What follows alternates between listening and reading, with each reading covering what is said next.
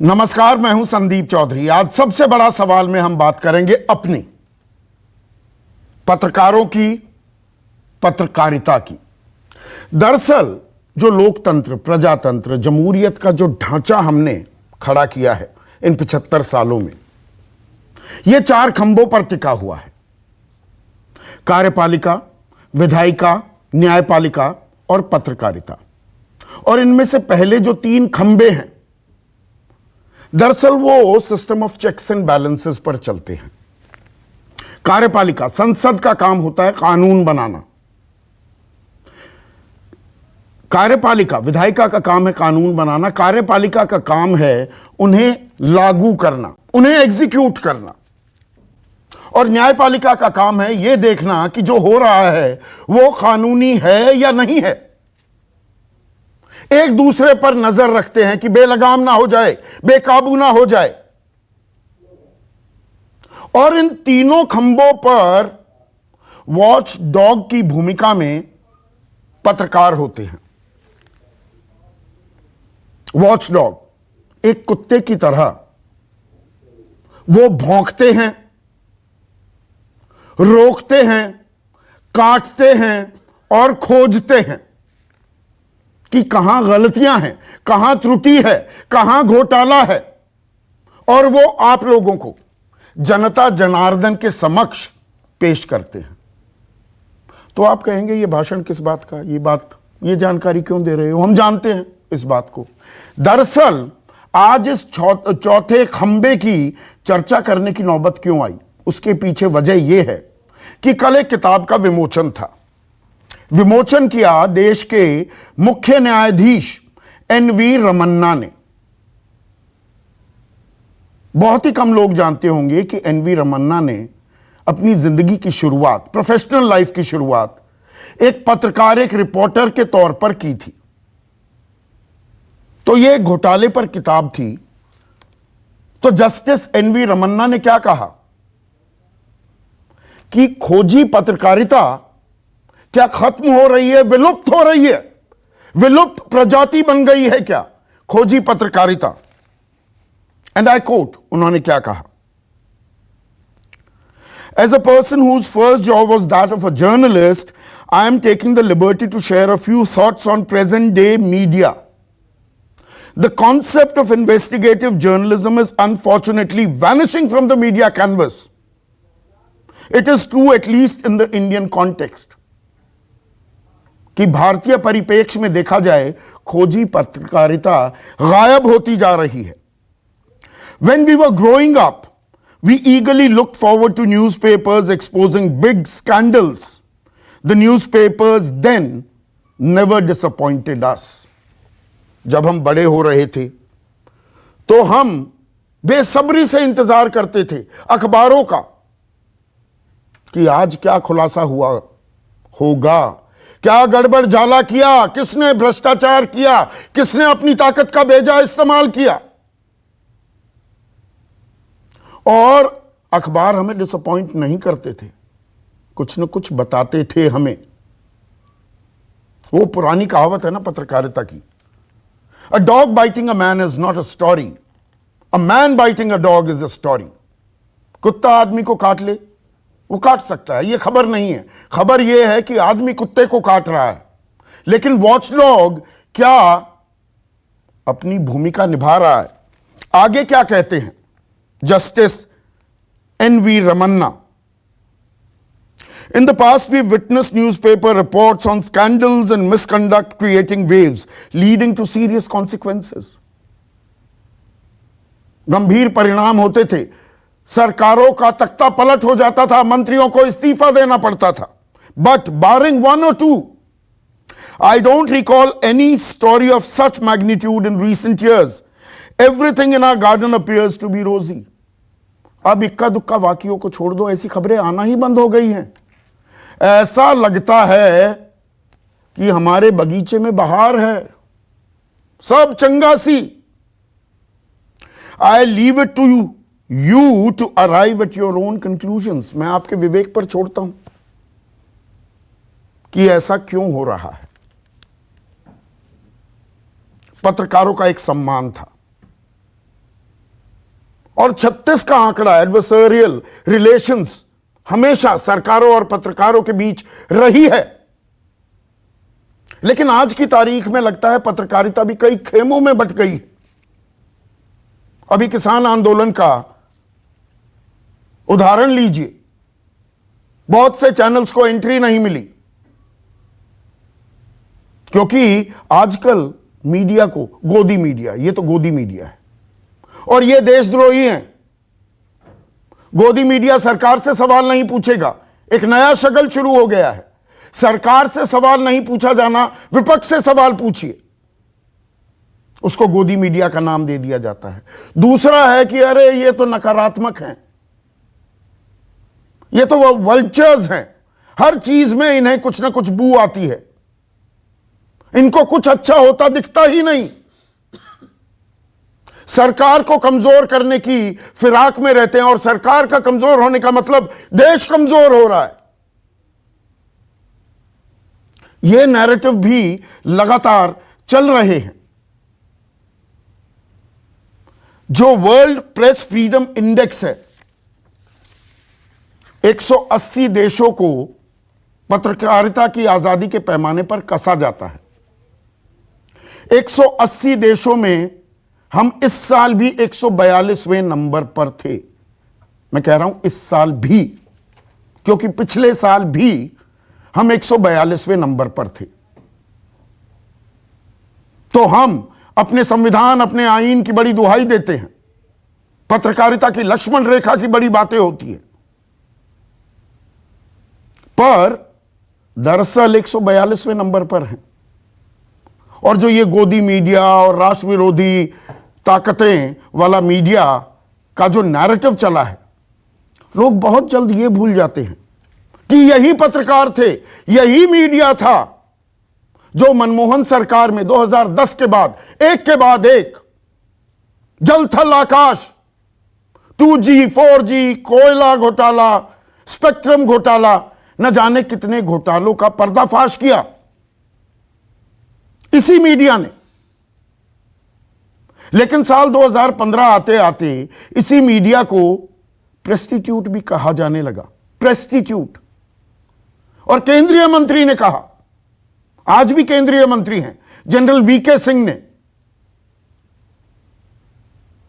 एक लुटियंस दिल्ली का कॉन्सेप्ट आगे बढ़ाया गया कि अरे ये कुछ हैं, ऐसे पत्रकार हैं, वो हमेशा हमारे खिलाफ कुछ ना कुछ लिखेंगे। तो ऐसे में स्वस्थ पत्रकारिता किस तरफ जा रही है, यह अपने आप में एक गंभीर सवाल है, खास हमारे लिए। हम सारी दुनिया से सवाल करते हैं और पहला सवाल पत्रकार हमेशा सरकारों से करते आए हैं, क्योंकि जनता जनार्दन, आप लोग सरकारों को चुनते हैं। तो सरकार से सवाल पूछा जाएगा कि जिन वादों इरादों के साथ आप सत्ता में बिठाए गए हैं वो पूरे हो रहे हैं कि नहीं हो रहे।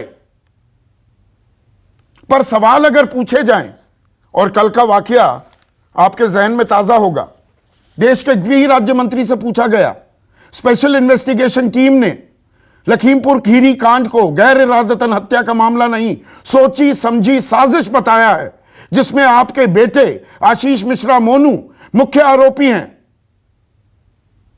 तो दिमाग खराब हो गया है क्या बे? और साथ में गाली, एक निर्दोष को फंसाकर बड़ा मजा आ रहा है बे। और धक्का मुक्की हुई, देश के एक मंत्री यह कर रहे हैं और सन्नाटा है, भर्त्सना नहीं होती।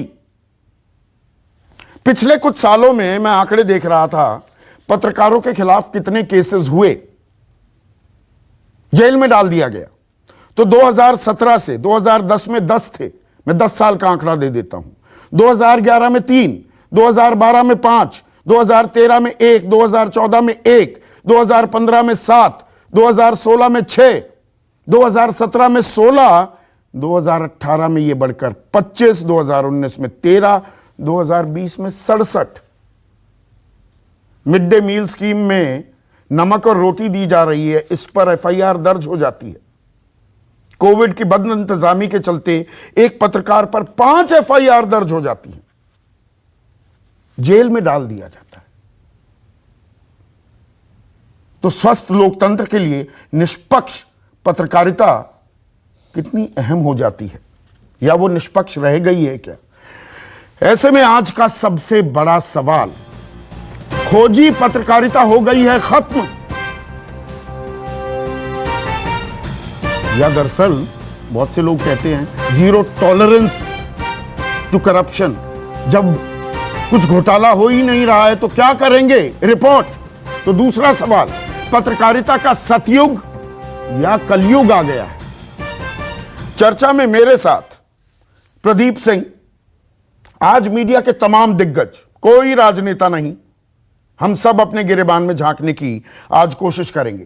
प्रदीप सिंह हैं, सत्यहिंदी.com के आशुतोष मेरे साथ हैं, वरिष्ठ पत्रकार, किसी परिचय के मोहताज नहीं। रामकृपाल सिंह, एक और दिग्गज विजय त्रिवेदी, मेरे सहयोगी सुकेश रंजन मेरे साथ स्टूडियो में हैं, और एक और ऐसा नाम, ऐसी पहचान बनाई है कि परिचय देने की भी जरूरत नहीं है, नलिनी सिंह मेरे साथ हैं। नलिनी, जो जस्टिस एनवी रमन्ना कह रहे हैं कि विलुप्त प्रजाति हो गई है खोजी पत्रकारिता, इत्तेफाक रखती हैं आप?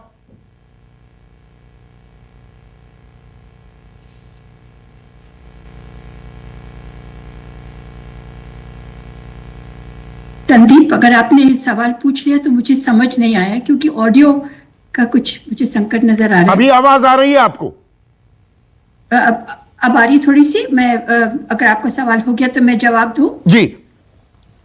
संदीप, विडंबना ये कि आज इसी हफ्ते जबकि नोबेल प्राइज मिला है 2 पत्रकारों को दशकों के बाद, यानी कि शायद 70 साल के बाद, दिमित्री मुराटोव जो कि रूस के हैं, रशिया के हैं, और मरिया रेसा जो कि फिलीपींस के हैं, जिन्होंने दोनों ने पुतिन के एक छत्र राज के भीतर उन्होंने खबरें दी हैं, और बल्कि उनके 6 पत्रकार मरे भी हैं। और मरिया रेसा जो कि ड्यूटर्टे के एक छत्र राज के बीचों बीच, वो उनको ये भी नहीं पता था कि वो ऑस्लो जा पाएंगी कि नहीं अपना अवार्ड लेने के लिए। विडंबना यह है कि उस सप्ताह में आप ये बड़ा सवाल उठा रहे हैं कि क्या खोजी पत्रकारिता यहाँ अपने अंतिम सांस गिन रही है। और मुझे ये कहना पड़ेगा कि विडंबना एक तरफ, लेकिन दुख जरूर होता है, क्योंकि बिल्कुल कमजोर पड़ चुकी है खोजी पत्रकारिता। और उसके अगर आप कहें तो जो मेन कारण है वो ये है कि जो सत्तासीन बैठे हुए हैं हमारे स्वामी, यानी कि जो शक्तिशाली अधिकारी बैठे हुए हैं, उनका डर रिपोर्टर्स को है, जर्नलिस्ट को है, लेकिन सबसे ज्यादा मालिकों को है, जो टीवी के मालिक हैं। दूसरा मुझे लगता है कि ये है कि जो इस खोजी पत्रकारिता में जिसका आप जिक्र कर रहे थे, वो काफी रिसर्च खोजती है, माने कई दफे तो सालों का रिसर्च खोजती है, बहुत ज्यादा एक जज्बा खोजती है कि या तो पर्दाफाश करेंगे या मरेंगे देश के लिए। पर्दाफाश करेंगे क्यों? अपने रुतबे के लिए नहीं, अपना नाम तो होगा तो बहुत अच्छा, लेकिन कुछ गलत हो रहा देश के लिए। मुझे लगता है कि शायद कहीं पर उसमें कमी आ गई। और तीसरा, जो व्हाट्सएप यूनिवर्सिटी खड़ी हो गई हमारे सामने, जो फेक न्यूज है उसका काट खोजी पत्रकारों को मुझे लगता है कि नहीं मिल रहा है। तो ये जो चीजें आ रही हैं हमारे सामने, मुझे ये बताइए कि पेगासस का जो मामला है, जहां पर पत्रकारों को भी इस लपेटे में लिया गया है, बाकी कई लोगों को, उसका हमने कितनी खोजी पत्रकारिता कर ली है। जो रफाल का मामला है वो मीडिया पार्ट, यानी कि फ्रांस की एक एजेंसी तो करती है, हम लोग कितना करते हैं। ऐसे बहुत से उदाहरण है। मुझे मालूम नहीं कि मुझे आपकी आवाज सुनाई नहीं पड़ रही कि मुझे अब बंद हो जाने चाहिए। नहीं, अच्छे मैंने बीच में अभी आपको टोका ही नहीं। और जो बात आप कह रही हैं कि देखिए सत्ता का दबाव, पर यह कहना कि ये इस सरकार में ही सत्ता का दबाव है, सत्ता का दबाव तो हमेशा रहता है। 2G स्पेक्ट्रम घोटाला, नीरा राडिया टेप्स भी आई, तो मुझे अच्छी तरह ध्यान है आउटलुक ने वो स्टोरी कैरी की, तो मालिकों का भी दबाव, सरकार का भी दबाव, तमाम दबाव उस वक्त आउटलुक के संपादक विनोद मेहता पर आया था। आपके बड़े भाई अरुण शौरी, उन पर दबाव 80 के दशक में था, वो भीष्म पितामह थे खोजी पत्रकारिता के। पर दरअसल आज की तारीख में क्या ये हो गया है नलिनी, आप एक बेहद लोकप्रिय कार्यक्रम चलाती थी, आंखों देखी, पर हमने आंखें बंद कर ली हैं, कान बंद कर लिए, बोल तो हम रहे हैं, मुंह बंद नहीं किया है, पर आंखों देखी आंखों अनदेखी में तब्दील हो गई है क्या आज की तारीख में? मुझे कहना पड़ेगा, वाह क्या आपने अच्छी तो बंदी की। ऐसा है कि हमने आंखें नहीं बंद कर ली है, हमने जुबान अपनी बहुत ज्यादा ऊंची कर ली है। हमने क्या किया है कि हम इतना ऊंचा एंकर्स बोलते हैं, इतने दबदबे के साथ बोलते हैं, इतने, यानी कहिए कि मुझे अंग्रेजी का शब्द है एरोगेंस, गुरूर के साथ बोलते हैं कि बस हमें जो पता है वो ठीक है। मुझे लगता है कि जो एक विनम्रता से अगर थोड़ा सा पेश आए तो शायद वो सवाल भी पूछ पाएंगे, लेकिन ये हो सकता है कि सवाल असल में उनकी अब सेल्फ सेंसरशिप, यानी कि अपने ही जुबान पर ताला लगाना, ये एक प्रवृत्ति बन गई है, और इसको थोड़ा बहुत छुपाने के लिए या इसको आगे करने के लिए एकदम से बड़ी बुलंद आवाज में दूसरे आदमी को दबाया जाता है। आपको तो ये मालूम ही होगा कि एक हमारी बहुत बड़ी चैनल है जिसके प्रोग्राम के 15 या 12 मिनट बाद एक प्रवक्ता, एक कांग्रेस पार्टी के प्रवक्ता गिर के मर गए। मैं ये नहीं कह रही कि उसी प्रोग्राम की वजह से मरे, लेकिन मुझे कहना कि इतना दबाव तो ना डाला जाए, क्योंकि उसमें क्या जो सच है क्या उसी तरह उजागर होता है, ये मुझे मालूम नहीं है संदीप। ये जो कि है चिल्लाना और दबाना एंकर्स द्वारा, ये भी एक क्या हम ये जो कहते हैं नलिनी कि we are living in a post truth world, और जो दर्शक पोस्ट ट्रूथ का मतलब नहीं समझते हैं, पोस्ट ट्रूथ का मतलब आप अपना मन, अपना मानस, अपने इमोशंस और बिलीफ, जो आपकी सोच है, जो आपके इमोशंस हैं, उसके आधार पर जो आपको सही लगता है उसे ही सत्य मान लेते हैं। साक्ष्यों और सबूतों के आधार पर आप सत्य को सत्य नहीं मानते हैं। तो क्या मीडिया भी, दर्शक को छोड़िए ना, हर चीज क्या व्यूअर की जिम्मेदारी है, मीडिया भी पोस्ट ट्रूथ वर्ल्ड में रहने लगा है क्या नलिनी? हाँ, मैं कहूंगी, क्योंकि देखिए पहले जो मुझे याद आता है, गौरी लंकेश को ले लीजिए, शुजात बुखारी को ले लीजिए श्रीनगर में, तो होता क्या था, मुझे जो याद आता है वो ये था कि जो खोज पड़ताल करेंगे वो हो सकता है कि या तो शमशान और कब्रिस्तान की तरफ आपको ले जाए।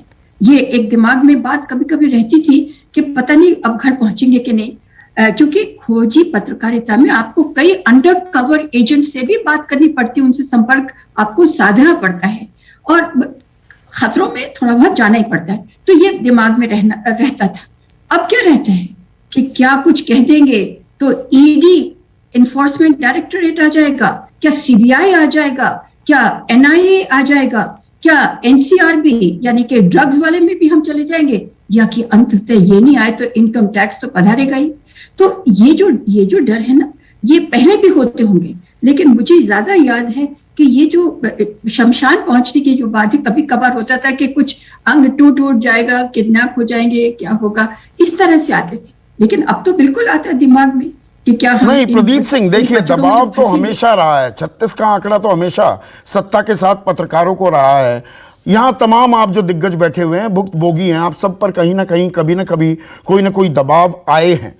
पर आज की तारीख में जो मीडिया में एक बात जो नलिनी कह रही थी कि खोजी पत्रकारिता इसलिए भी खत्म हो रही है, उसमें बहुत वक्त लगता है, सालों की कई दफ़ा मेहनत होती है, आप राष्ट्र हित में कर रहे होते हैं, पर आज की तारीख में आप व्यवस्था की गड़बड़ियों को, गड़बड़ झालों को अगर उजागर भी करते हैं, कुछ सवाल उठाते हैं, तो दरअसल आप राष्ट्रभक्त नहीं, राष्ट्र विरोधी करार हो जाते हैं।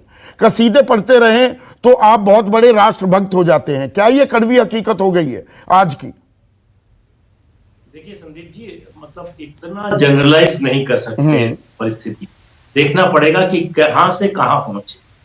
मैं लंबे समय तक मैंने काम किया है जनसत्ता अखबार में, जो इंडियन एक्सप्रेस ग्रुप का है। और वहां हमको कभी ये डर नहीं लगा कि हम मंत्री के खिलाफ लिख रहे हैं, मुख्यमंत्री, प्रधानमंत्री किसके खिलाफ लिख रहे हैं। क्यों? क्योंकि हमारे संपादक को डर। संपादक को डर क्यों नहीं था? क्योंकि मालिक को डर। जब राजीव गांधी प्रधानमंत्री थे, इंडियन एक्सप्रेस पर इनकम टैक्स का छापा पड़ा। रामनाथ गोयनका अस्पताल में भर्ती थे, माइल्ड हार्ट अटैक हुआ था। उनको खबर दी गई तो कूद के खड़े हो गए, बोले अब 5 साल और जीऊंगा। इस जज्बे वाला मालिक कौन है? किसी भी संपादक को उतना ही अधिकार मिलता है जितना उसका मालिक देता है, और पत्रकार और रिपोर्टर को उतना ही अधिकार मिलता है जितना उसका संपादक देता है। तो अगर मीडिया हाउस सरकार से विज्ञापन लेंगे, सरकार से अपने धंधे में फायदा लेंगे और उसके बाद सरकार को गाली देंगे, तो कौन सी सरकार बर्दाश्त करेगी? तो वॉच डॉग नहीं पेट डॉग बन जाएंगे। मैं पूरी जिम्मेदारी से ये शब्द हम सबके लिए इस्तेमाल कर रहा हूं। वॉच डॉग नहीं पेट डॉग बन जाएंगे आप। नहीं, आप तय कर लीजिए कि आपको पत्रकारिता करना है या धंधा करना। आपकी प्रायोरिटी क्या है? अगर आप अपने धंधे को बढ़ाने के लिए पत्रकारिता कर रहे हैं, मीडिया हाउस है, अखबार निकाल रहे हैं, चैनल चला रहे हैं, तो आपको पेट डॉग तो बनना पड़ेगा। नहीं, पर धंधा तो पहले भी था ना। देखिए, हम जब ये कहते हैं ये मिशन वगैरह की बातें मैं नहीं मानता। मैं भी 24 साल जिंदगी के पत्रकारिता के जरिए ही रोजी रोटी कमाई है। ये धंधा तो पहले भी था ना भाई। रेवेन्यू और एक्सपेंडिचर देखना पड़ेगा, तनख्वाहें दी जानी है ना, एक पूरा स्टाफ होता है, टेक्नोलॉजी है, कैमरे हैं, घोड़ा गाड़ी है। बिल्कुल ठीक कह रहे हैं आप देखिए, पहले भी जब ये इन्वेस्टिगेटिव जर्नलिज्म होता था तो सारे मीडिया हाउस नहीं करते, चुनिंदा मीडिया हाउस करते थे, और वो करते थे जिनको रेवेन्यू की कोई चिंता नहीं होती। जनसत्ता, इंडियन एक्सप्रेस में पेज बनते समय फ्रंट पेज से जो सबसे महंगा विज्ञापन होता है, अगर खबर के रास्ते में आ रहा तो हटा दिया जाता। आज कोई कल्पना कर सकता है? मैं एक छोटा सा अपने अनुभव का उदाहरण दे रहा हूं। मैं मुंबई जनसत्ता में था, संपादक था। वहां रिलायंस पर रेड हुई इनकम टैक्स। कहा यह गया कि ये खबर जो है तीसरे पेज पर जाएगी, खबर बाद में जाएगी, ऊपर जो है स्पष्टीकरण जाएगा रिलायंस। मैंने उस बात को नहीं माना। जनसत्ता में वो सेकंड लीड छपी खबर। किसी और अखबार में आज होता तो नौकरी से उसी समय निकाल दिया गया। मालिक ने बुलाकर मुझसे एक बार भी नहीं पूछा, विवेक गोयनका ने, कि ऐसा क्यों किया। हमारा निर्देश ये था, फिर भी आपने ऐसा क्यों किया। तो ये ताकत जो है वो आएगी जब आप सही तरीके का जर्नलिज्म करना चाहते हैं। ये नहीं हो सकता कि आप अपने पत्रकार को भेजें कि ये विज्ञापन ले आओ, हमारी मिल बननी है, उसके लिए जमीन सरकार से सस्ती दर पे दिला दो, उसके बाद दूसरे दिन सुबह आप उसी मंत्री को गाली देंगे। ये रिश्ता चल ही नहीं सकता है। नहीं, पर क्या ये आपने मेरे ऊपर सरलीकरण की बात कही? 10 सेकेंड प्लीज प्लीज प्लीज। ये जो है इन्वेस्टिगेटिव जर्नलिज्म का जो ये पूरा मामला है, वो मेन स्ट्रीम मीडिया से हटकर सोशल मीडिया पर चला। वहां बुराइयां बहुत, फेक न्यूज है, तमाम तरह की चीजें हैं, लेकिन दरअसल छोटे स्तर पर, छोटी जगहों से, जो छोटे जिनको कहते हैं हम आकार में हम बात कर रहे हैं, वो कद के हिसाब से नहीं कर रहे, वो दरअसल कर रहे हैं इन्वेस्टिगेटिव जर्नलिज्म। वो खबरें निकालते हैं। नहीं, पर आपकी बात से मैं हल्का सा ना इत्तेफाकी यहां जाहिर करूंगा। एक सेकंड प्रदीप सिंह, रामकृपाल सिंह, जब प्रदीप जी ये कहते हैं कि नहीं कुछ लोग कर रहे थे, पर आप देखेंगे अलग अलग समय में चारा घोटाला लालू प्रसाद यादव के खिलाफ एशियन एज के पत्रकार ने उसका खुलासा किया। कोल का जो घोटाला था, कोल स्कैम जो था, पाइनियर के एक रिपोर्टर ने किया, 2G का आउटलुक ने किया। देखिए, अलग अलग समय पर अलग अलग घोटालों का पर्दाफाश होता रहा है हमारे देश में, पर इसमें अब यकायक जो खबरों का टोटा पड़ गया है, वो खबरों का टोटा क्या इसलिए भी है कि भाई सरकार जीरो टॉलरेंस कर रही है, वो ताल ठोकते हैं कि हमने भ्रष्टाचार खत्म कर दिया, वो पुरानी बात हो गई है, या लेग वर्क करने को लोग तैयार नहीं है? संदीप जी, नल्ली जी और प्रदीप जी ने जो कहा है, वो मैं उससे थोड़ा सा आगे जाकर के कहूंगा। मैं एक बात तो सही है कि देखिए बहुत सारा टेक्नोलॉजिकल चेंज हुआ है, लेकिन मेरा अगर लब्बुल हुआ एक सेंटेंस में मैं कहूं कि हमारे जमाने में भी ऐसा नहीं था कि पक्षधरता नहीं थी, लेकिन वो एक अपवाद स्वरूप आती थी। आप पक्षधर भी हो तो क्या होता था कि आप जब खबर लिख रहे हैं तो कम से कम उस समय के लिए आप अपनी पक्षधरता को थोड़ा सा दरकिनार रखते थे। अब मैं ये देख रहा हूं कि जो पहले एक्सेप्शन था अब वो बड़ी कॉमन चीज हो गई है, यानी जो अपवाद था वो बड़ा सा सामान्य सा हो गया है। और जो मुख्य न्यायाधीश ने जो एक तरफ अपना दर्द व्यक्त किया है, मैं समझ रहा हूं उनकी इस पीड़ा को। लेकिन एक बात बताऊं, मैं नहीं कहता हूं कि पत्रकार सारे अच्छे ही होते हैं। पत्रकार हमेशा से उसी समाज से आते हैं जिस समाज से बाकी लोग आते हैं, सारे लोग। तो वहां अच्छे और एक तरह से कुछ अड़ियल और कुछ झुकने वाले और कुछ बिल्कुल वो सब तरह के लोग होते हैं। लेकिन ये कहना कि देखिए संदीप जी, आप जानते हैं हमारा आपका रिश्ता कब से रहा है। जब मैं टेलीविजन पे आता था, हम लोग भी हैं, तो पत्रकार ऐसा नहीं है कि पत्रकार एकदम बदल गया है या कोई नई कैटेगरी आ गया है। कहीं ना कहीं यह सोचना पड़ेगा कि जो एक प्रदीप सिंह बात कर रहे थे कि आप देख लीजिए वही पत्रकार होता है, तो कुछ तो संपादक आने से बदल जाती हैं चीजें, और कुछ हाउस की पॉलिसी, एक देखिए हाउस की पॉलिसी बहुत मायने रख रही है आज की तारीख में। और मैं एक चीज मैं ये देखता हूं कि मैं ऐसा नहीं कर रहा हूं कि पहले नहीं था, अभी ही हो रहा है, लेकिन कहीं ना कहीं ये सत्ता का करैक्टर है कि वो अपनी आलोचना बर्दाश्त नहीं करती। अब तो टॉलरेंस में भी मैं देख रहा हूं कि समय के साथ थोड़ी कमी आई है। पहले क्या था, आलोचना हो जाए, किसी नेता की हो जाए, किसी की भी हो जाए, तो वो इस तरह का व्यवहार नहीं करता था जैसे आज कुछ हो रहा है। तो मैं ये कह रहा हूं कि और एक चीज कि नहीं, दबाव है क्या, डर? देखिए पहले मैं दबाव पहले भी था, आज क्या वो दबाव के चलते डर भी समा गया है? देखिए मैं चूंकि देखिए मैं जो बात मुझे दिखाई पड़ रही है, या तो लालच है या दबाव है या किसी तरह, हो सकता है कि दोनों ही हो। लेकिन फैक्ट ये बताऊं कि मैं भी बहुत एक करीब 40 साल पत्रकारिता में बिताए हैं संदीप बाबू। आप बहुत मुश्किल होता है कि हाउस की पॉलिसी के खिलाफ जाकर के कुछ भी दिखाना या लिखना, ये जनरल चीज है। बाकी जैसा आप कह रहे हैं, जैसा उन्होंने कहा है कि खोजी पत्रकारिता के साथ बिल्कुल सही कह रहे हैं, उसका टोटा पड़ा हुआ है। लेकिन सोशल मीडिया ने इसमें बहुत बड़ी भूमिका निभाई, हालांकि वो सही भूमिका नहीं है जिस तरह से। लेकिन एक अब कोई भी चीज क्या होती है कि कोई भी आजकल क्या है कि कोई ऐसा सच जो ऐसी खोजी चीज नहीं होती है कि जो तुरंत ना आ जाए, वो सोशल मीडिया से लेकर के। लेकिन तब भी स्कोप है, क्योंकि एक लाइन की खबर एसपी सिंह होते थे तो एक लाइन की खबर वो देखते थे और कहते थे इस पे मेहनत करो।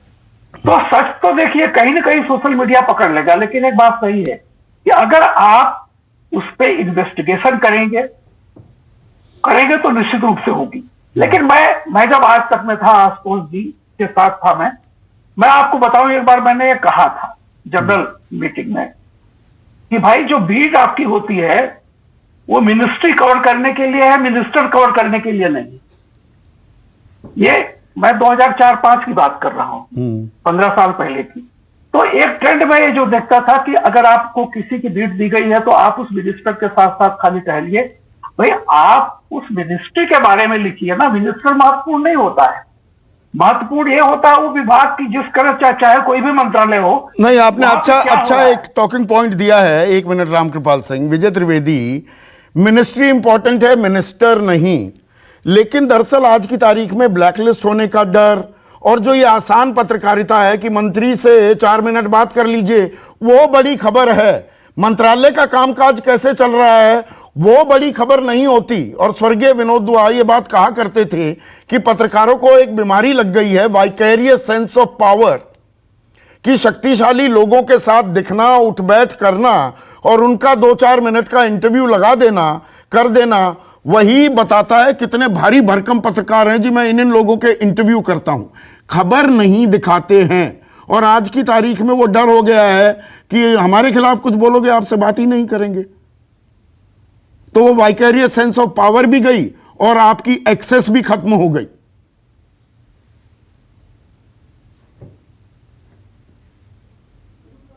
अनम्यूट कीजिए प्लीज विजय अपने आप को।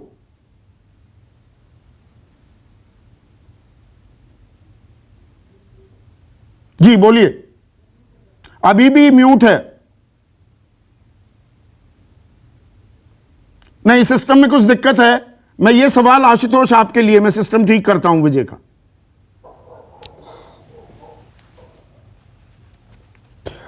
संदीप, देखिए इस पूरे ये जो पूरा बात जस्टिस रमन्ना ने कही है, इसको एक संदर्भ में समझने की जरूरत है। अन्यथा बात अधूरी रह जाएगी और बातचीत कहीं जाएगी नहीं। ऐसा नहीं है कि सत्ता का प्रभाव, सत्ता का दबाव पत्रकारों के ऊपर नहीं रहता था, या अखबारों के ऊपर नहीं रहता था, या संपादकों के ऊपर नहीं रहता था, मालिकों के ऊपर नहीं रहता। मुझे अच्छी तरीके से याद है कि 1980 के जमाने में जब बोफोर्स का मामला चल रहा था, एस गुरुमूर्ति ने लगातार जब एक्सपोजे किया रिलायंस के खिलाफ, तो उसके बाद और भी बहुत सारी खबरें आई और एस गुरुमूर्ति को गिरफ्तार किया गया था। मुझे अच्छी तरीके से याद है। तो ऐसा नहीं है कि कोई सत्ता का अपना एक स्वरूप होता है, सत्ता अपने स्वरूप के हिसाब से काम करती है, लेकिन पत्रकारिता का बुनियादी धर्म है सत्ता से टकराना। अगर सत्ता से लाभ पाने की प्रवृत्ति होगी तो फिर पत्रकारिता नहीं हो सकती है। लेकिन जो मौजूदा स्वरूप है, मौजूदा स्वरूप इसलिए है क्योंकि पत्रकारिता को एक योजना के तहत डिस्क्रेडिट करने की, बदनाम करने की, इंस्टीट्यूशन के तहत उसको तबाह करने की एक सत्ता की तरफ से कोशिश है। यह बात आज सुनने में कड़वी लग सकती है, लेकिन आज कौन सा संस्थान में कौन आदमी संपादक होगा यह भी सत्ता तय करती है। कौन आदमी कौन बीट कवर करेगा यह भी सत्ता तय करती है। कौन एंकरिंग करेगा और वो उसमें कौन से शब्दों का चयन करेगा, किस विषय में बात करेगा, यह भी सत्ता तय करती है। तो जब स्थिति इतनी भयावह हो जाए तो हम ये उम्मीद करें कि हम खोजी पत्रकारिता करें, संभव नहीं है। नहीं, पर ये दबाव तो पहले भी थे ना आशुतोष, आपने जिक्र किया। और ये सिर्फ केंद्र सरकार की बात नहीं है, राज्य सरकारें भी आज की तारीख में, नीतीश कुमार हों, ममता बनर्जी हों, और मुझे वो ध्यान है क्योंकि मैं आपके साथ काम करता था, आप संपादक थे और editor in chief Rajdeep Sardesai थे, मालिक राघव बहल थे। मायावती के खिलाफ हमने खबरें की, सरकार के खिलाफ, तो आप सब लोगों के खिलाफ FIR दर्ज हुई थी, लखनऊ तलब किया गया। तो दबाव तो पहले भी थे ना।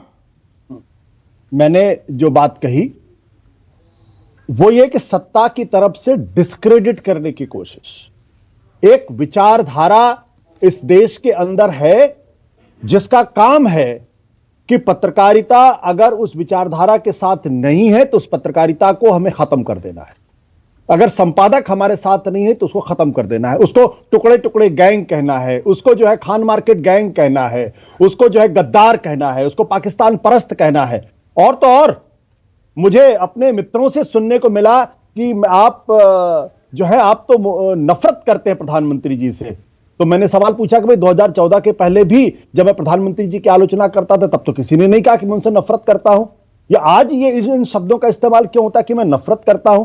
तो ये जो शब्दावली गढ़ी गई है, ये शब्दावली एक योजना के तहत पत्रकारिता को खत्म करने की कोशिश की जा रही। मैं और भी भयानक स्थिति, मैं आपकी बात से सहमत हूं कि नीतीश कुमार जो बिहार के अंदर है, आप उनके खिलाफ एक शब्द लिख के देख लीजिए। आप उत्तर प्रदेश के अंदर योगी जी के खिलाफ एक शब्द लिख के देख लीजिए। आप मध्य प्रदेश के अंदर देख लीजिए। आप बंगाल के अंदर ममता बनर्जी के खिलाफ लिखकर देख लीजिए। लेकिन वो एक दूसरी चीज है। आज वो दूसरी क्यों है? वो दूसरी क्यों है?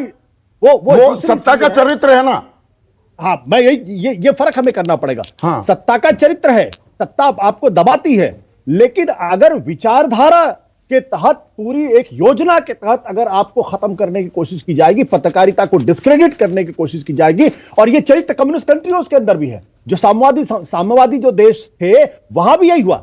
तो मैं जो बात आपसे कहना चाह रहा हूं वो बड़ी महत्वपूर्ण बात है कि आज की तारीख में पत्रकारिता सिर्फ और सिर्फ पत्रकारिता वही जीवित रह सकती है जो विचारधारा का जो अभीष्ट है उसके निर्माण में अगर मदद करती है, तभी जीवित रह सकती है, अन्यथा जीवित नहीं रह सकती है। अगर जीवित रहना है तो उसी तरीके, तो पत्रकार को दलाल बनना पड़ेगा, तब बीट रिपोर्टर को चपरासी बनना पड़ेगा मंत्री का, और विचारधारा का वाहक बनना पड़ेगा। अगर आप नहीं हैं तो आपको एक हाशिए पे छोड़ दिया जाएगा और ऐसे कोने में छोड़ दिया जाएगा जहां आपको इररिलेवेंट बना दिया जाएगा।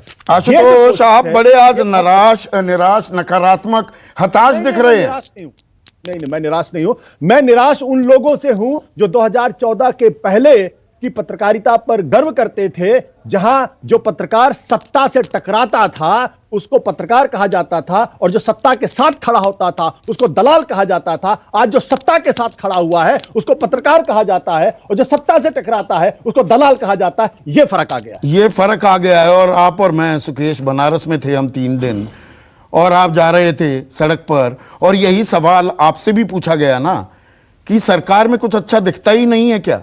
हमेशा उल्टी उल्टी चीजें निकालते रहते हो, सरकार की कमियां ही गिनाते रहते हो। यह परिवर्तन हो गया है क्या कि सरकार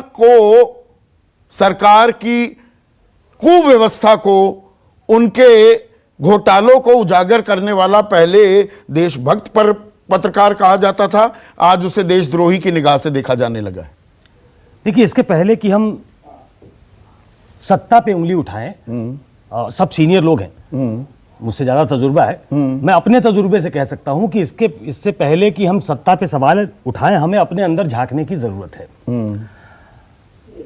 खबर से बड़ा जब खबर देने वाला हो जाए तो पत्रकारिता खत्म हो जाती है। खबर बड़ी होती है, खबर देने वाला बड़ा नहीं होता है। हमने नायक गढ़ लिए हैं, जो एंकर हैं, जो टेलीविजन पे सबसे ज्यादा दिखता है वो पत्रकार है। पत्रकारिता चलती थी रिपोर्टर्स से, पत्रकारिता चलती थी रिपोर्टिंग से। मुझे अच्छे से याद है, रामकृपाल जी संपादक हुआ करते थे, आशुतोष जी हमारे बॉस हुआ करते थे। मैं रिपोर्टर के तौर पे बात करना चाहता हूं। मैंने एक खबर बताई कि जाहिरा शेख के अकाउंट में बहुत सारा पैसा आया है। यह कहीं से लीड मुझे मिली थी। आशुतोष ने मुझे मुंबई जाने के लिए कहा, वो उस समय मुंबई में थी। इसी बीच सुनामी आ गई। मैं पूरे दिन उस खबर की तलाश में होता था और एज ए रिपोर्टर अपने आप को टेलीविजन पे मिस करता था। तो मैंने आशुतोष को फोन किया कि सर यहां बहुत कुछ मिल नहीं रहा है, मुझे सुनामी वाले में कहीं भेज दीजिए। तो ना मुझे रामकृपाल जी ने जाने दिया, ना मुझे आशुतोष ने जाने दिया कि इस तरह की खबरें आएंगी, होंगी, नेचुरल कैलामिटीज तो होती है, तुम इन्वेस्टिगेट करो। मुझे अच्छे से याद है, मैं 20-25 दिन तक वहां था, और फिर मैंने खबर की कि हर दिन जाहिरा शेख के अकाउंट में 49,000 रुपए डाले जाते हैं। 50 नहीं, 50,000 पे पैन कार्ड लगता था, और हर दिन उसके अकाउंट में पैसे जा रहे हैं। ये पैसे कहां से आ रहे हैं, ये कौन दे रहा है पैसे? और उसके बाद उनके बयान बदलने लगे। बाद में सुप्रीम कोर्ट ने इसका नोटिस लिया और वो बड़ी खबर बनी। मुझे अच्छे से याद है, टाइम्स ऑफ इंडिया ने उसको लीड बनाया था, और मुंबई टाइम्स ऑफ इंडिया में कोई टेलीविजन की खबर छपे ऐसा होता नहीं था। खबर बड़ी थी, मैं बड़ा नहीं था। आज की तारीख में खबर देने वाला बड़ा हो गया है, और दिक्कत उसके साथ ये हो गई है कि सूचनाओं का अभाव हो गया है, और डर भी हो गया है कि डर भी हो गया, उजागर करोगे एक्सेस लिमिट हो जाएगी। आपने लालू प्रसाद यादव के खिलाफ भी खुलासे किए, बियाडा स्कैम का भी उजागर किया आपने, नीतीश कुमार के खिलाफ, उनकी सरकार के खिलाफ, दोनों से मधुर संबंध भी थे। पर आजकल क्या संबंधों का कि भाई मेल मिलाप होता रहे, खबरें गई तेल लेने। जान पहचान थी, अच्छे संबंध थे, वो पर्सनल लेवल पे थे, आज भी हैं। लेकिन जब खबरों की बात आई तो उससे मैंने समझौता नहीं किया। आशुतोष के खिलाफ भी केस हुए, राजदीप के खिलाफ भी केस हुआ, मेरे खिलाफ भी केस हुआ, और आपको बता दूं कि वो केस आज भी चल रहा है। वो लीगल जो शील्ड होता है कौन देगा हमें? हम बड़ी बड़ी बात करते हैं, और आज जस्टिस रमन्ना ने ये कह दिया। क्या जस्टिस रमन्ना या सुप्रीम कोर्ट या हाई कोर्ट को इस तरह का शील्ड हमें देता है क्या? चलिए हमें तो दे भी दे। विनोद दुआ के पक्ष में कुछ बात कही गई, उनको उनके खिलाफ राजद्रोह का मामला था। 2020 में 67 पत्रकार जेल में डाल दिए गए। कोर्ट ने क्या किया उनके लिए? और आपने कहा कि ईडी का डर। भाई मैं और आप क्या कहेंगे? सुप्रीम कोर्ट ने कहा कि ईडी को आप वेपनाइज कर रहे हो। जब आप ईडी को वेपनाइज करोगे तो वो डर होगा, और उसमें मतलब जब ये डर होगा तो फिर पत्रकारिता नहीं होगी। और ऐसे में विजय त्रिवेदी, एक और बड़ी दिक्कत यह है, पत्रकारिता लामबंद रहती थी, एक दूसरे के साथ कंधे से कंधा मिलाते थे। आजकल पत्रकारिता भी दो फाड़ हो गई है क्या? एक धड़े को दूसरे धड़े पर दिक्कत आती है, कोई फर्क ही नहीं पड़ता। बिल्कुल ठीक बात है संदीप, बहुत सारी बातें कही गई है, वो करीब करीब सभी बातें सही हैं, और वो सारी हमारी चुनौतियां हैं। आपने टाइटल रखा खोजी पत्रकारिता, मैं तो आपको धन्यवाद देता हूं कि आप खोजी पत्रकारिता ढूंढ रहे हैं, मैं तो अभी पत्रकारिता को खोज रहा हूं। अब जो जमाना आ गया है वो पत्रकारिता को खोजने का जमाना आ गया है। आजकल हम पत्रकारिता नहीं कर रहे, हम लोग तो इवेंट रिपोर्टिंग कर रहे हैं।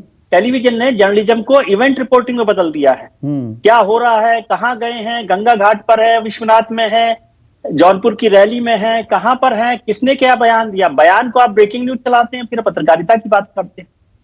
तो ये जो सारे मुद्दे हैं जो सुकेश ने बात की, रिपोर्टर तो रह ही नहीं गया। संदीप जी जो है सबसे बड़े आदमी हैं, तो नहीं होगा। और रिपोर्टर को लेंगे तो हम 5 मिनट अपना ज्ञान देंगे, उसके बाद 1 मिनट का ज्ञान रिपोर्टर से लेंगे। ये बहुत सारे मुद्दे हैं। एक शेर मुझे याद आ रहा है कि मैं जिंदगी भर यही भूल करता रहा, धूल चेहरे पे थी, आईना साफ करता रहा। तो हम तो धूल तो हमारे चेहरे पर है। आपने इतना महत्वपूर्ण मुद्दा उठा लिया, मुझे लग रहा है कि ये घंटी बांधने जैसा है। अब ये घंटी बांधे कौन, और फिर अपने गिरेबान में देखना तो सबसे मुश्किल काम है बाबू। अपने गिरेबान में कैसे देखें, हमारा गिरेबाई खुद को गंदा लगता है तो वो नहीं देख सकते।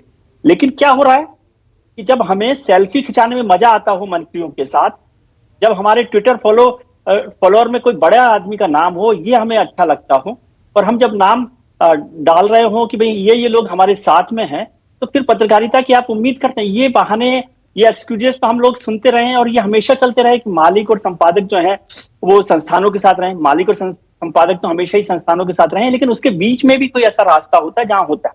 मुझे जो अच्छी बात लग रही है इस समय मौजूदा पत्रकारिता में, वो ये है कि दिल्ली, बंबई और जो बड़े शहर हैं जहां राजनीतिक पत्रकारिता, फाइनेंशियल पत्रकारिता हो रही है, उसके अलावा जो छोटे शहर हैं, हमारे बी ग्रेड टाउन है, सी ग्रेड टाउन है, वहां के जर्नलिस्ट आज भी पत्रकारिता कर रहे हैं।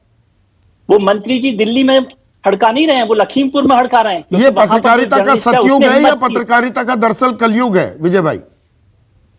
मैं कह रहा हूं कि जो हमारे जो छोटे पत्रकार हैं उनकी हिम्मत की दाद दीजिए। मैं बार बार कहता हूं कि प्रधानमंत्री, मुख्यमंत्री के खिलाफ बोलना बड़ी पत्रकारिता नहीं है, एसपी के खिलाफ बोलकर दिखाइए, समझे? तो हम वो पत्रकारिता नहीं कर रहे। सतयुग और कलयुग तो अब हम कहां पहुंचेंगे, नहीं पहुंचेंगे, लेकिन ये हिम्मत नहीं कर रहे हमारे। हाँ, तो खोजी पत्रकारिता खत्म नहीं हो रही है, पत्रकारिता ही खत्म हो रही है। सवाल दरअसल वो होना चाहिए था। Nalini, quick point, 20 seconds, I am already over. Very quick point Sandeep, मैंने ये कहना है कि जो हम बात कर रहे हैं ना, जो केंद्र में अगर हमारे प्रदेशों से खबर आ जाती है तो बहुत ज्यादा उसमें खलबली नहीं मचती। मैंने वही देखा है कि अगर केंद्र की खबर प्रदेशों में जाती है तो बहुत ज्यादा खलबली नहीं मचती। तो इसलिए ये एक तरकीब है कि यहाँ पर आप जो, अगर आपको बिहार की बात करनी तो अगर आप सेंटर में यहाँ के पेपर करेंगे, सो कॉल्ड नेशनल पेपर्स, तो उतनी खलबली मचने वाली नहीं है। ये एक तरकीब। दूसरा ये है, अगर हमें कहते हैं दलाल, अगर हमें कहते हैं प्रेस्टिट्यूट, अगर हमें कहते हैं बिके हुए, तो क्या जाता है? देखिए, तो जो लोग कह रहे हैं उनका नहीं कह नहीं रहे, किया भी जा रहा है। मैं एक सेकंड के लिए नलिनी, देखिए किया भी जा रहा है। बात कहना चाह रही हूँ, एक सेकंड, नहीं प्लीज, मुझे एक क्विक पॉइंट बस आपसे चाहिए। वो ये देखिए, ये किया भी जा रहा है। अभी विनोद दुआ का स्वर्गवास हुआ तो एक शब्द भी सरकार की तरफ से श्रद्धांजलि के तौर पर नहीं आया। वो बड़े पत्रकार थे। एक और पत्रकार की मौत होती है, रोहित सरदाना, तो पूरा तांता लग जाता है। तो पत्रकारों को भी बांटा जा रहा है क्या? पत्रकारों को तो बांटा, पत्रकार तो बटे ही हुए हैं इस वक्त, आप देख ही रहे हैं। लेकिन मैं आपसे कहना चाहती हूँ कि हिम्मत रखें, रख हौसला, वो मंजर भी आएगा, समंदर खुद चलकर प्यासे तक आएगा। तो समंदर खुद प्यासे तक चलकर आएगा। मृग तृष्णा है या दरअसल हम सब लोगों से सवाल पूछते हैं, वक्त आ गया है कि मीडिया को भी अपने गिरेबान में झांकना होगा। जस्टिस एनवी रमन्ना कहते हैं खोजी पत्रकारिता खत्म हो रही है, लेकिन विजय त्रिवेदी ने बहुत ही अहम और चुभता हुआ सवाल हमसे, मैं अपनी बात कर रहा हूं, दर्शकों से नहीं, पत्रकारिता ही कहां रह गई है, यह हमें सोचना होगा। क्योंकि वॉचडॉग नहीं रहेगा तो प्रजातंत्र मजबूत कैसे होगा? नमस्कार, मैं हूं मानक गुप्ता। अगर आपको हमारा ये वीडियो पसंद आया हो तो इसे लाइक और शेयर जरूर करें, और हां, हमें सब्सक्राइब और फॉलो करना ना भूलें ताकि आप देश और दुनिया की कोई खबर मिस ना करें। तो जुड़े रहिए हमारे साथ और देखते रहिए न्यूज़ 24।